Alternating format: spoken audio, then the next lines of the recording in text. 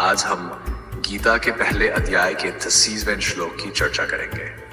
इस श्लोक में अर्जुन अपनी मानसिक और शारीरिक स्थिति का वर्णन करते हुए कहते हैं कि उनका मन विचलित है और वे अपने हथियार तक संभालने में असमर्थ महसूस कर रहे हैं। इसे एक कहानी के माध्यम से समझते हैं, एक गहरा संदेश और थोड़ी हंसी भी शामिल होगी। चलिए श्लोक का अर्थ। अर्जुन कहते हैं, मेरा धनुष हाथ से छूट रहा है, मेरी त्वचा जल रही है, मैं खड़ा नहीं हो पा रहा हूं और मेरा मन भ्रमित हो रहा है। ये उनके मानसिक संघर्ष और युद्ध के प्रति उनकी दुविधा को दर्शाता है। कहानी सपने का डर और सच का सामना। प्रसंग, रोहित नाम का एक युवा लड़का एक बहुत बड़े डांस प्रतियोगिता में भाग लेने जा रहा था। ये उसके जीवन का सबसे बड़ा अवसर था, लेकिन मंच पर जाने से पहले उसके मन में अजीब सी घबराहट थी।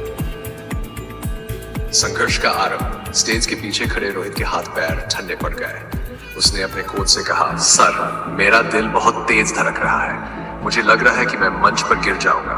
मेरे पैर ठीक से काम नहीं कर रहे। कोच ने मुस्कुराते हुए कहा, रोहित, ये डर नहीं, उत्साह है। लेकिन अगर तुमने इसे डर बना दिया तो तुम अपने ही सपने से हार जाओगे। याद रखो, ये मौका बार बार नहीं आता। रोहित ने कोच के शब्दों को ध्यान में रखा और अपने अंदर की ऊर्जा को महसूस किया। उसने सोचा, अगर मैं आज डर गया तो ये डर हमेशा मुझे रोकता रहेगा। मुझे अपनी पूरी तैयारी पर विश्वास करना चाहिए।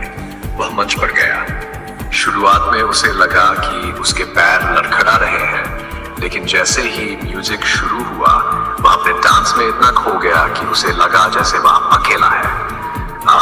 उसका प्रदर्शन इतना जबरदस्त था कि उसे दर्शकों से स्टैंडिंग ओवेशन मिला।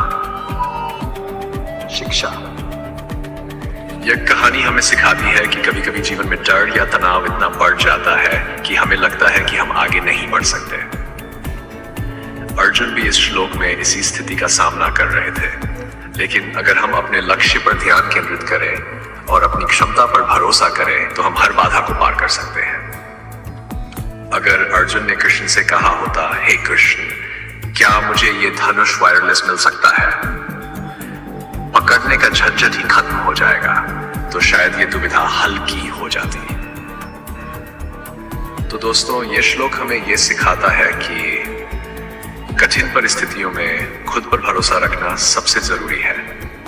डर केवल हमारा एक भाव है, लेकिन हिम्मत हमारी असली ताकत है। अगर आपको यह कहानी और संदेश पसंद आया हो तो वीडियो को लाइक करें, सब्सक्राइब करें और अपने विचार हमारे साथ साझा करें। अगले श्लोक के साथ फिर मिलते हैं। जय श्री कृष्ण।